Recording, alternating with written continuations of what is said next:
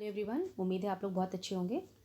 कल हम लोगों ने आपका चैप्टर 5 इंडस्ट्रीज स्टार्ट किया था और इस चैप्टर में हमने देखा कि जो आपकी इंडस्ट्री है इट इज़ सेकेंडरी एक्टिविटी और it is also called as your manufacturing. ठीक है, जैसे कि एग्रीकल्चर आपकी प्राइमरी एक्टिविटी है तो इंडस्ट्री जो है ये आपकी सेकेंडरी एक्टिविटी है। So we have seen how paper is made, then what do you mean by the industry. So industry means an economic activity that is concerned with production of goods, extraction of minerals and provision of services, right? Then we have classified your industries on the basis of raw materials, size and ownership.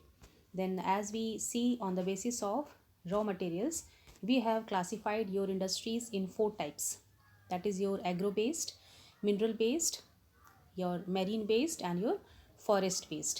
यानी जो भी raw material आपके कृषि से, ठीक है, plants या animal से प्राप्त हो रहे हैं वे आपके एग्रो बेस्ड इंडस्ट्रीज़ कहलाएंगी, और जो कि मिनरल्स जो हमको एक्सट्रैक्शन से प्राप्त होते हैं वो जब रॉ मटेरियल के रूप में इंडस्ट्री में यूज़ होते हैं तब वो मिनरल बेस्ड इंडस्ट्रीज़ कहलाती हैं। और मेरीन बेस्ड यानी समंदर में से, सी या ओशंस में से जो भी रॉ मटेरियल आप यूज़ कर रहे हैं, और फॉरेस्ट यानी फॉरेस्ट में से आप जो भी रिसोर्सेज यूज़ करते हैं तो उसके बेस पे कहलाती है forest based industries. Okay, then we have seen your size on the basis of size. तो साइज़ के बेसिस पे हमने देखा your industries are small scale and large scale industries. अब ये जो स्मॉल स्केल इंडस्ट्रीज़ है, here we have seen that is all the manufacturing is done by hand and very small amount is being spent here and the output is also small as compared to the large scale industries, क्योंकि large scale industries में आपका पैसा भी ज़्यादा लगता है, technology ज़्यादा advance होती है, आउटपुट इसका बड़ा होता है। ठीक है, अब उसके बाद हमने देखा था आपका on the basis of ownership, यानी आपका जो इंडस्ट्री है, ठीक है, उसके जो ओनर हैं उसके बेसिस पे हम लोगों ने आपकी इंडस्ट्री को क्लासीफाई किया था।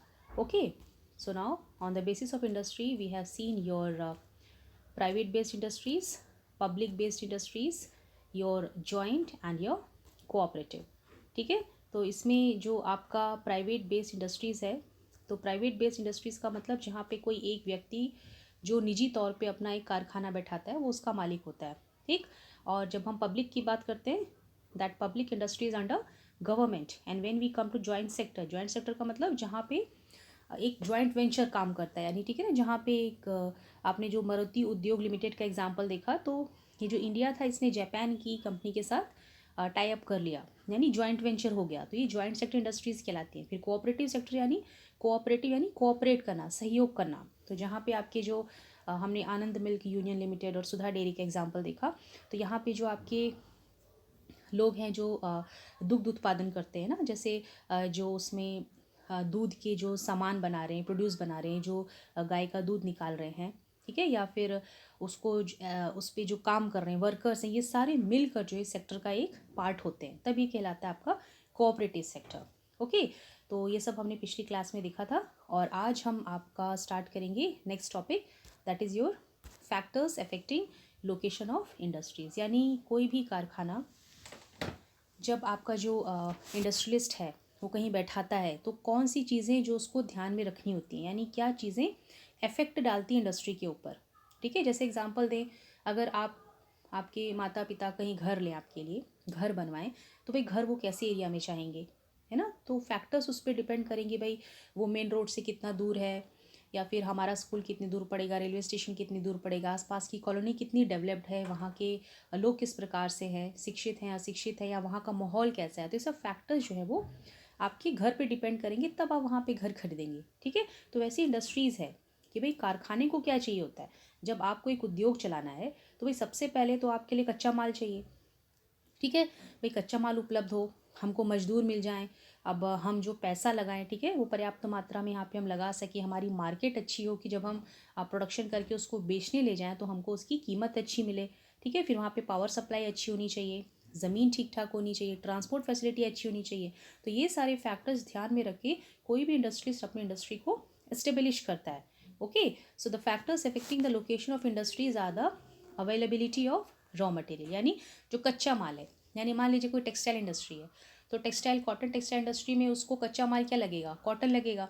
तो ऐसी इंडस्ट्री बैठाने से पहले जो इंडस्ट्री है वो ये देखेगा कि हमको कॉटन ये जितना हो सके हमको पास से मिल जाए, है ना। तो पास अगर ज़मीन होगी तो उसका ट्रांसपोर्ट भी चीप पड़ेगा, उसको सस्ते में भी मिल जाएगा, आसानी भी होगी, ठीक है। तो अवेलेबिलिटी ऑफ रॉ मटेरियल ये पहला डिपेंड करेगा। फिर ज़मीन जो है वो कहाँ पर है, ठीक है, वो किस तरह की एरिया में ज़मीन है, वहाँ पे पानी की जो अवेलेबिलिटी वो कैसी है।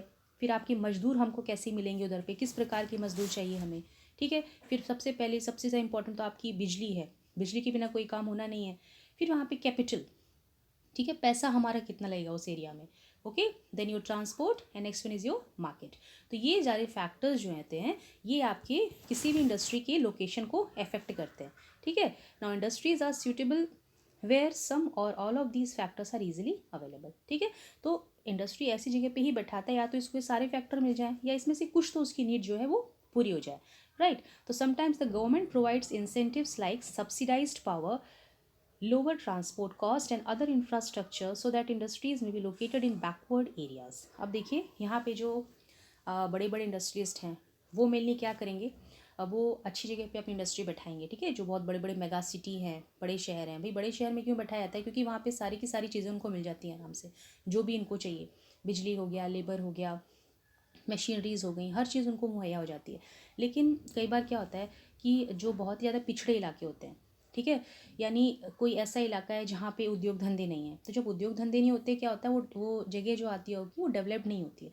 तो वहाँ पे गवर्नमेंट ये चाहती है कि वहाँ पे भी कोई इंडस्ट्री बैठे, तो इसी ताकि लोगों को वहाँ पे काम मिले, रोज़गार मिले, उनके पास भी पैसा आए और वो भी डेवलप करें। तो ऐसे में क्या करती है गवर्नमेंट जो है इंसेंटिव्स देती है ऐसे बिजनेसमैन को। इंसेंटिव का मतलब क्या होता है, जो एक तरीके से ना जिसे कहा जाता है प्रोत्साहन देना, है ना, एक्सिलरेट करती है उसको कि भाई हम आपको इस मतलब प्रलोभन देना, है ना, कि भाई आप जो है इस जगह में अपना इंडस्ट्री एस्टेब्लिश कीजिए तो हम आपकी मदद करेंगे। तो मदद करने के लिए क्या करती है, subsidised power, lower transport cost and other infrastructure, यानी आपको जो बिजली की ज़रूरत है, ठीक है। अभी सब्सिडाइज्ड क्या, सब्सिडाइज्ड माने इसमें या तो आपने क्या किया, इंडिविजुअल है कोई या फिर कोई फर्म है, ठीक है, तो उसमें डायरेक्ट इनडायरेक्टली आपने कैश दे दिया कि भाई आप ये पैसा गवर्नमेंट हमारी तरफ से कैश लीजिए या आपका इतना परसेंट टैक्स जो है वो हम रिड्यूस कर देंगे, ठीक है। इसे कहा जाता है सब्सिडी। जैसे अगर एग्जांपल दें तो अगर फर्टिलाइज़र की सब्सिडी होगी तो ये फर्टिलाइज़र पे सब्सिडी किसको दी जाएगी, फार्मर को दी जाएगी, ताकि उसको जो फर्टिलाइज़र है वो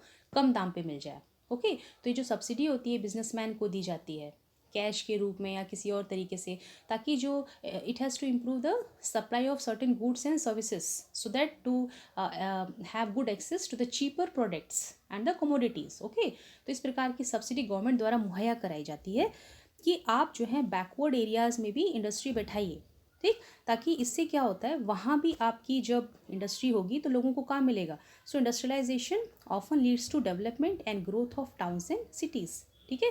यानी अगर यहाँ ऐसे बैकवर्ड एरियाज़ में कोई कारखाना उद्योग स्थापित हो जाएगा तो इससे वहाँ की डेवलपमेंट होगी और जो टाउन्स और सिटीज़ प्रॉपरली ग्रो करेंगे, राइट। अब देखिए अब आ गया आपका इंडस्ट्रियल सिस्टम। अब हमने पिछले चैप्टर में क्या देखा था, फार्म सिस्टम, है ना। फार्म सिस्टम यानी एक प्रकार से सिस्टमेटिक वे में किस प्रकार से फार्मिंग की जाती है। तो वहाँ हमने देखा था input, operations and your output. तो वैसे इंडस्ट्रियल सिस्टम में भी एक सिस्टमेटिक तरीके से काम किया जाता है। तो इंडस्ट्रियल सिस्टम में क्या होता है, देखिए इसमें भी सेम चीज़ है। An industrial system consist of inputs, process and output, यानी प्रोसीजर वही है लेकिन बस इसमें क्या होगा थोड़ा सा चीज़ें बदल जाएंगी। अब इंडस्ट्रियल सिस्टम में किस प्रकार का इनपुट चाहिए, अब इसमें लगेगा इन लोगों को raw material, labour, cost of land, transport, power and other infrastructure, ठीक है। तो ये सारी चीज़ें जब एक उद्योगपति अपने कारखाने को चलाने के लिए डालेगा, किसी प्रोडक्ट को बनाने के लिए डालेगा, तब ये एज अ इनपुट उसमें यूज़ होंगे, ठीक है। अब ये इनपुट उसने डाल दिए, फिर ये प्रोसेस क्या करेगा, यानी किस प्रकार के काम इसको करना है। सो the process include a wide range of activities that convert the raw material into finished goods. अब इसमें बहुत सी एक्टिविटीज़ आती हैं, बहुत तरीके के काम जो कि कच्चे माल को जो है फिनिश्ड प्रोडक्ट में बदलते हैं, right. So the output are the end product and the income earned from it. अब इससे जो आउटपुट निकल के आता है वो तो पहले वो प्रोडक्ट होगा जो आपने बनाया है, और दूसरा आपको उसको बेचने से जो इनकम मिलेगा, जो पैसा मिलेगा, okay. So in case of textile industry the inputs में बी, राइट। अब ये टेक्सटाइल इंडस्ट्री की बात कर रहे हैं कि जो एक टेक्सटाइल इंडस्ट्री होती है उसमें किस प्रकार के इनपुट लगते हैं।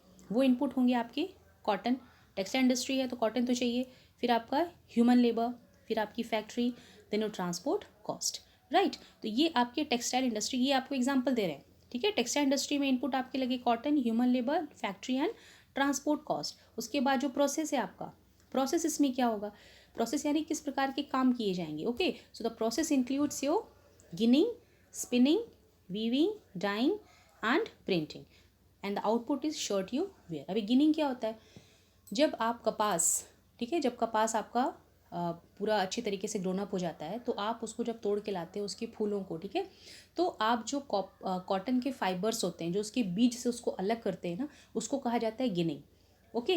That is your ginning, that means the separation of cotton fibres from the seeds, ये हो गया आपका गिनिंग। अब स्पिनिंग क्या होता है, स्पिनिंग मीन्स जब हम उसके धागे बनाते हैं, when we make the thread. और वीविंग माने मतलब, वीविंग का मतलब होता है when we make a fabric और a cloth, that is known as your weaving. और डाइंग मतलब उसमें उसको कलर देना, और प्रिंटिंग मतलब जो भी आप उसमें प्रिंट देना चाहें, ठीक है। तो ये इतने काम आपने कर लिए, और जो निकल के आया फिर वो आपकी बन गई उसमें से शर्ट, ठीक है। तो ये है आपका इंडस्ट्रियल सिस्टम, समझ में आ गया होगा आपको, ठीक है। अब नेक्स्ट आपका है इंडस्ट्रियल रीजन्स। अब इंडस्ट्रियल रीजन क्या होता है, देखिए इंडस्ट्रियल रीजन यानी औद्योगिक क्षेत्र, यानी ऐसी जगह जहाँ पे बहुत सारी इंडस्ट्री जो है वो क्लस्टर के रूप में रहती है ना, it includes a concentration of industries, okay. और कैसी जगह पे लोग रहते हैं, where they find a favourable geographical and economic conditions, यानी जहाँ पे उनको भौतिक तौर पे पर्यावरण ऐसा मिलेगा, आर्थिक स्थितियाँ ऐसी मिलेगी, है ना, जहाँ पे उनको हर तरह की फैसिलिटी मिलेगी, वहाँ पे जाके बहुत सारी इंडस्ट्रीज़ वहीं पे अपने आप को एस्टेब्लिश कर लेती, तो वो बन जाता है आपका इंडस्ट्रियल रीजन, ठीक है। अब हम देखेंगे कौन कौन से इंडस्ट्रियल रीजन है यहाँ। Now industrial regions emerge when a number of industries locate close to each other and share the benefits of their closeness, ठीक है। अब ये इंडस्ट्रीज़ ने अलग अलग तरीके की फैसिलिटीज़ देख के वहाँ पे अपने आप को इस्टेब्लिश कर दिया। अभी बेनिफिट्स कैसे शेयर करती हैं, अब बेनिफिट्स इसमें इस प्रकार से, जैसे हर तरह की इंडस्ट्री होती है, ठीक है। तो एक इंडस्ट्री में मान लीजिए किसी तरीके का इंफॉर्मेशन टेक्नोलॉजी का बेनिफिट है तो वो किसी दूसरी इंडस्ट्री ने उसको यूज़ कर लिया, या फिर कोई अच्छी तरीके का रॉ मटेरियल है जो दूसरी इंडस्ट्री में है तो वो उसने यूज़ कर लिया, कोई मशीनरी उन लोगों ने शेयर कर ली, ठीक है। तो इस प्रकार से लोग आपस में मिल के बेनिफिट्स भी एक दूसरे का लेते हैं, okay. So now major industrial regions of the world. अब जो आपके संसार में, ठीक है, जो बड़े बड़े आपके औद्योगिक क्षेत्र हैं वो कौन से हैं, देखिए सबसे पहले इसमें नाम आता है आपका ईस्टर्न नॉर्थ अमेरिका।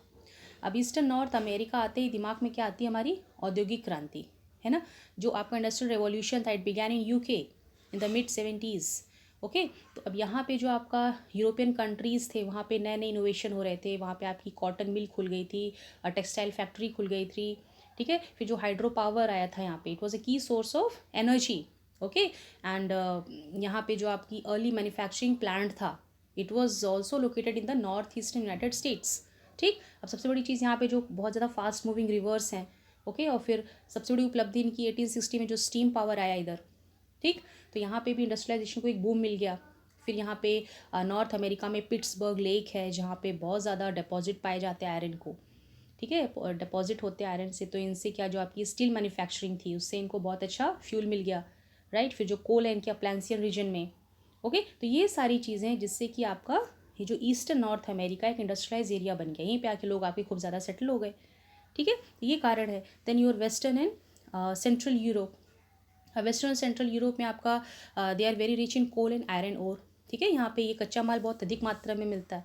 अब यूरोप के जो आपके टॉप मैन्युफैक्चरिंग नेशन हैं, है ना, जहाँ पे बहुत अच्छी अच्छी इंडस्ट्रीज़ हैं, जैसे आपका फ्रांस है, जर्मनी है, नीदरलैंड है, ठीक। तो ये आपका इंडस्ट्रियलाइजेशन का कारण है। फिर आप ईस्टर्न यूरोप है, फिर आपका ईस्टर्न एशिया है। अब ईस्टर्न एशिया में आपकी कौन कौन सी कंट्रीज़ आ रही है भाई, आपका जापान है, Taiwan, Singapore, Thailand, Malaysia, China, फिर आपका कोरिया है, ओके। अब कोरिया को तो भाई it is the largest world producer of semiconductor, ठीक। तो ये आपका ईस्टर्न एशिया है, ओके। अब हम आ जाते हैं आपका जब मेजर, अब इसका कारण मतलब जो कौन सी जगह है जहाँ पे कि आपके मेजर इंडस्ट्रियल रीजन्स जो लोकेट होते हैं, so they are mostly located in the temperate areas, ठीक है। यानी इंडस्ट्रियल रीजन्स जो होती है ज़्यादातर वो टेम्परेट एरियाज़ में लोकेट होते हैं, near the sea ports and specially near the coal fields, जहाँ पे जैसे अब टेम्परेट एरिया क्यों कह रहा है, क्योंकि टेम्परेट एरिया का जो मौसम होता है आपको पता है ना, area tropical, temperate and frigid. तो सबसे अच्छा मौसम टेम्परेट एरिया में माना जाता है क्योंकि यहाँ पे विंटर बहुत माइल्ड है और रेनफॉल खूब होती है, क्रॉप प्रोडक्शन बढ़िया होती है, ट्रांसपोर्ट फैसिलिटी अच्छी है, और सी पोर्ट्स के पास होने से भाई इनकी जो ट्रांसपोर्ट है वो बढ़िया है, और आपका कोल फील्ड्स भी मिल जाता है इन लोगों को। तो इसलिए सबसे ज़्यादा इंडस्ट्री जो आपकी टेम्परेट फील्ड में मिलती है। ओके, अब आप ऊपर देखेंगे यहाँ पे, ठीक है, ये जो आपका मैप एरिया है, ओके, यहाँ पे आप देख सकते हैं जो ब्लैक में है ना, see this black area shows the industrial region. ठीक, अभी आप अमेरिका की तरफ देख लीजिए, जो भी आपका ब्लैक्स में है, okay, this portion, this includes the industrial area everywhere. Okay, अब देखिए ये पूरा का पूरा आपका जो ईस्टर्न एशिया है, ओके, फिर आपका जापान, ताइवान, थाईलैंड इधर है, मलेशिया इधर है, ठीक है, फिर कोरिया है, जापान है, चाइना है, ठीक, ये सारे एरिया आपके जो है इंडस्ट्रियल रीजन में काउंट होते हैं। ओके, अब हम इंडिया की बात करते हैं। अगर देखिए इंडिया में क्या होता है, इंडिया में they have a several industrial regions. Okay, तो इसमें ये कौन से रीजन्स आपको बता रहा है, जैसे पहले आपका है मुंबई पुणे क्लस्टर। ठीक, अब मुंबई पुणे क्लस्टर की बात इसने पहले की, तो अब मुंबई का नाम आने से क्या आता है दिमाग में, सबसे पहले आता है मुंबई में कि भाई यहाँ पे आपका जो मुंबई पोर्ट बना था, ठीक है, 1774 में वो बन गया। फिर आपका जो पहला रेलवे लाइन बिछा था मुंबई और थाने के बीच में, okay, then opening of Bhor and Thal Ghat from Pune to Nashik. तो ये सब जो है मुंबई के डेवलपमेंट में बहुत बड़ा योगदान दिया। फिर the growth of industrial area is connected with the growth of cotton textile industry in India. Okay, so development of hydropower in the Western Ghat, right. फिर मुंबई हाई जो है ये पेट्रोलियम फील्ड है, ठीक है। तो ये सब कारण है जिसकी वजह से जो है मुंबई जो है ये और पुणे, इसका क्लस्टर जो है इंडस्ट्रियलाइज एरिया बन जाता है। ओके, यहाँ पे ship building, fertilizer industry and all these things are developed here. Okay, तो अब ये नेक्स्ट इसने बताया आपको बैंगलोर तमिलनाडु रीजन। अभी तमिलनाडु में आपके बहुत से शहर हैं, जैसे चेन्नई, फिर Madurai, Kanchipuram. So they have a wide spread centre for leather industry. Okay, और बाकी भी इंडस्ट्रीज़ हैं यहाँ पे, जैसे आपका sugar, fertiliser, cement, paper, automobiles. सबसे बड़ी चीज़ तो ये, इसने अपने आप को भाई जैसे एग्रीकल्चरल स्टेट कहलाता है, तो इसने अपने आप को एग्रीकल्चर स्टेट, यानी ये डिपेंड करता है यहाँ पे आपकी नदियों के पानी पर और बारिश पे। ठीक, तो जो इसके यहाँ अच्छी सी एक कृषि हुई, इसने एडवांस करके, ठीक है, दूसरे फील्ड में भी अपने आप को ट्रांसपोर्ट कर लिया, ट्रांसफॉर्म किया, और तब जाके इंडस्ट्रियलाइज बेस्ड इकोनॉमी बन गया ये। ठीक है, अब जैसे आपका रानीपेट है, रानीपेट को भाई इंडस्ट्रियल टाउन कहा जाता है, यहाँ पे कोयम्बटूर है, मैनचेस्टर ऑफ तमिलनाडु कहलाता है। ओके, तो फिर अब हम हुगली रीजन की बात करेंगे। अगर अभी आपका जो हुगली रीजन है, ठीक, अभी हुगली आ जाते हैं, तो भाई हुगली में जो आपका ये जूट इंडस्ट्री है, ठीक है, यहीं पे आपकी पहली जूट मिल स्थापित की गई थी, राइट। और अभी हम जब यहाँ बैंगलोर तमिलनाडु की बात करें, तो जैसे एक चीज़ और मेंशन करेंगे, जो बैंगलोर है, this is known as the Silicon Valley of India. ठीक है, आईटी कैपिटल है इंडिया का, and it is a leading IT exporter, right. फिर हुगली रीजन की बात हम कर रहे थे, ठीक है, तो यहाँ पे जूट इंडस्ट्री था। अब यहाँ पे क्यों इतना डेवलपमेंट हुआ, क्योंकि जो टी प्लांटेशंस असम में थे हैं, और फिर जो आपका northern hills of West Bengal, ठीक है। फिर अब इसमें जो इंडिगो खेती के बारे में आपने हिस्ट्री में पढ़ा हुआ है, ठीक है, पहले जो इंडिगो खेती हुई, फिर बाद में जो जूट उगाया गया, ठीक, फिर बहुत सारे कोल फील्ड जो दामोदर वैली पे ओपन हुए, राइट। और यहाँ पे बहुत सारा आयरन डिपॉजिट है छोटा नागपुर प्लेट्यू में। ये सारी चीज़ें मिलकर यहाँ पे इंडस्ट्रियल डेवलपमेंट को इन लोगों ने लीड किया, ठीक है। तो अब ये छोटा नागपुर प्लेट्यू ये इंडस्ट्रियल बेल्ट है पूरा का पूरा, ठीक है। तो ये जो छोटा नागपुर प्लेट्यू है, ठीक, अब इससे पहले देखिए अहमदाबाद बड़ौदा की बात भी करें, अहमदाबाद और Baroda, so this is a best location of iron steel industry. Okay, so the raw material is found in abundance, ठीक, and it is close to the cotton growing tract of Gujarat plains also. ठीक, तो इसकी वजह से जो है Ahmedabad Baroda reason industrialised है। छोटा नागपुर इंडस्ट्रियल बेल्ट जो है, सो ये जो है आयरन स्टील इंडस्ट्री जो है बहुत ज़्यादा प्रख्यात है। It has a vast reserves of coal, okay and iron, and it is cheaply available there. ठीक, अब जो रॉ मटेरियल यहाँ पे मिलता है ना छोटा नागपुर प्लेट्यू में, ये जो है आयरन स्टील इंडस्ट्री के द्वारा यूज़ किया जाता है, and it is also known as your heart of industrial India, and it is very rich in minerals and the power fuels. इसको रूर ऑफ इंडिया भी कहा जाता है। ठीक, फिर अब हम विशाखापट्टनम और गुंटूर बेल्ट की बात करते हैं, तो यहाँ पे आपका जो natural gas, it is found in the Krishna Godavari basin region, so it has led to the growth of industrial belt in India. ठीक, यहाँ भी बहुत सी इंडस्ट्रीज़ हैं आपकी, फर्टिलाइज़र की, शुगर की, सीमेंट की, पेट्रोकेमिकल्स की, राइट। अब हम गुड़गांव और दिल्ली मेरिट रीजन है। ओके, अभी जो गुरुग्राम है, तो गुरुग्राम में जो है आपका जो कॉटन है, woollen, synthetic fabric, machine tools, tractor. Okay, अब यहाँ पे डेवलपमेंट सबसे ज़्यादा है आपका भाखरा नंगल, इसकी वजह से यहाँ पे जो कॉम्प्लेक्स थर्मल पावर हुआ, ठीक है, जो फरीदाबाद से पानीपत और हरदुआगंज तक है, ठीक है। और इसमें जो 2 इंडस्ट्रियल बेल्ट हैं, ठीक है, जो कि दिल्ली से कनेक्ट होती हैं। ओके, अब ये जो आपका गुड़गांव है, it is a home to India's largest medical tourism industry, ठीक है। और ये सेकेंड लार्जेस्ट आईटी हब भी कहलाता है, and it have the largest financial and banking hub, ठीक। अब ये जो आपका 2 इंडस्ट्रियल बेल्ट मैंने जैसे आपको बताया, तो ये आपका दिल्ली से कनेक्ट हो रहा है। तो पहला एक यूपी और फिर एक आपका हरियाणा, ये 2 तरह से कनेक्ट करता है इसको, ठीक है। फिर अभी हम बात करेंगे अगर आपकी कोल्लम और थिरुवनंतपुरम इंडस्ट्रियल क्लस्टर की। तो इसमें जो आपका कोल्लम है, तो ये तो मेजर कैश्यू इंडस्ट्री है यहाँ पर, ठीक है, काजू। So it is the major exporter of cashew in India, right. And it consist of major agricultural products processing units also, tourism है, आईटी है, रबर प्लांटेशन है, कॉफ़ी प्रोडक्ट है यहाँ पे, टी प्रोसेसिंग है, एजुकेशन है, ठीक है। तो सब कुछ यहाँ पे आता है, राइट। तो ये है आपका इतने सारे इंडस्ट्रियल रीजन जो हम अभी आपकी इंडिया की बात की यहाँ पर, ठीक। अभी आप यहाँ पे आ जाएंगे, तो अब ये जो है आपका नेक्स्ट टॉपिक है डिस्ट्रीब्यूशन ऑफ मेजर इंडस्ट्रीज़, ठीक है। तो इसको हम लोग देख लेते हैं। So now here where it is gone, right, ठीक है। तो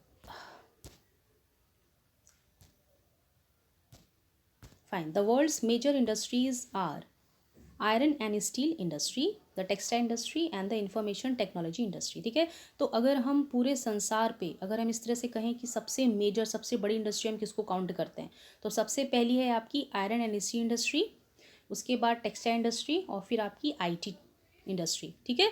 अब इसमें जो आपकी iron and steel and textile industry है, इसको ओल्डर इंडस्ट्रीज माना जाता है, यानी सबसे पुरानी। तो आयरन और स्टील इंडस्ट्री को सबसे पुराना क्यों कहा गया है? आपको याद होगा टिस्को, आपने हिस्ट्री में पढ़ा है, okay.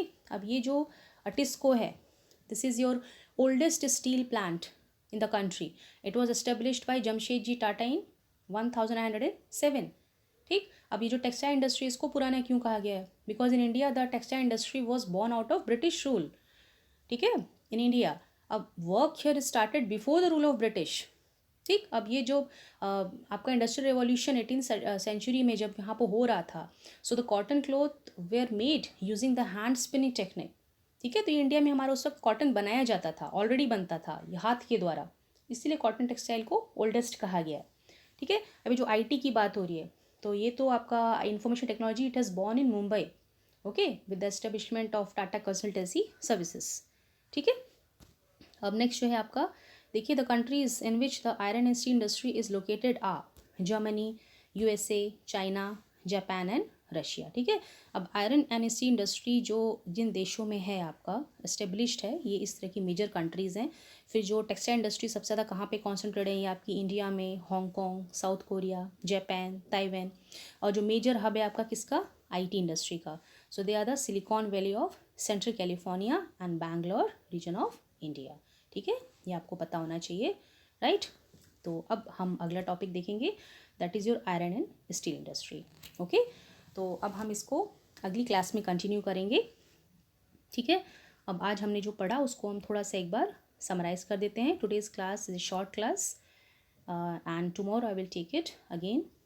And today what we have seen the factors affecting the location of industries, यानी कौन से फैक्टर हैं जो किसी इंडस्ट्रीज़ के लोकेशन के लिए बहुत इंपॉर्टेंट होते हैं, ठीक है। तो इसमें है आपका availability of raw material, land, water, labour, power, capital, transport and market, ठीक है। अब जो गवर्नमेंट है आपकी, ये जो बैकवर्ड एरियाज़ में है, यहाँ पर इंडस्ट्रियलाइजेशन करने के लिए लोगों को जो है बिजनेसमैन को लोग क्या करती है, इंसेंटिव वगैरह देती है, subsidise power, lower transport cost, other infrastructure provide करती है, ताकि यहाँ पे भी वो लोग अपनी इंडस्ट्री स्टेब्लिश करें, ताकि वो एरिया जो है वो आपका डेवलप हो सके, ठीक है। फिर आपका इंडस्ट्रियल सिस्टम में आपने देखा कि इंडस्ट्रियल सिस्टम में जो हम लोग इनपुट होता है, ठीक है, इनपुट है आपका raw material, your labour, cost of land, transport, power, ठीक है। और जो बाकी प्रोसेस इसमें जो इंक्लूड होता है वो है आपका वेरियस एक्टिविटीज़, ठीक है। बहुत सी एक्टिविटीज़ हैं जिसमें कि रॉ मटेरियल को फाइनल प्रोडक्ट में कन्वर्ट किया जाता है। आउटपुट निकल के क्या आता है, जो प्रोडक्ट हमने बनाया प्लस जो हमको उससे बेचने से इनकम हुई, ठीक है। इसमें इन्होंने एग्जांपल दिया आपका टेक्सटाइल इंडस्ट्री का।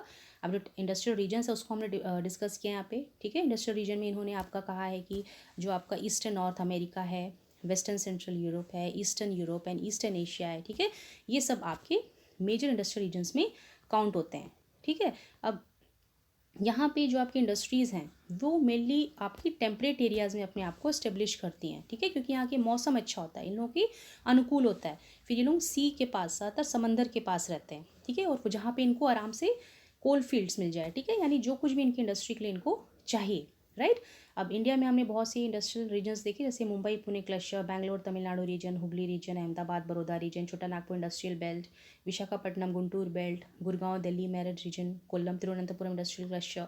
ओके, अब उसके बाद फिर हमने आपका देखा डिस्ट्रीब्यूशन ऑफ मेजर इंडस्ट्रीज। तो डिस्ट्रीब्यूशन ऑफ मेजर इंडस्ट्रीज में what we have seen that the world's major industries, मतलब वर्ल्ड की सबसे बड़ी इंडस्ट्रीज कौन सी काउंट होती हैं। First is your iron and steel industry, next is your textile industry, and the next is your IT industry, information and technology, ठीक है। इसमें से भी जो सबसे पुरानी इंडस्ट्री है वो है आपकी iron and steel and the textile industry, और जो अभी नई नई आ रही है, जो एमर्ज हो रही है, उसमें काउंट होती है आपकी इंफॉर्मेशन एंड टेक्नोलॉजी, ठीक है। अभी कहाँ पे ज़्यादा कॉन्सेंट्रेटेड है, ठीक है, वो देश जहाँ पे आयरन एंड स्टील इंडस्ट्री बहुत ज़्यादा लोकेटेड है वो हैं आपकी Germany, USA, China, Japan, Russia. और टेक्सटाइल इंडस्ट्री सबसे ज़्यादा कहाँ पर है, India, Hong Kong, South Korea, Japan, Taiwan. और इंफॉर्मेशन टेक्नोलॉजी का जो मेजर हब है वो है आपकी Silicon Valley of central California and Bangalore region of India, ठीक है। तो आज के लिए बस इतना ही, और अगली क्लास में हम लोग आयरन एंड स्टील इंडस्ट्री से अपना क्लास फिर से शुरू करेंगे। So till then the class, till the next class, you study and you work hard, and we'll again meet in the next class. Till that time, see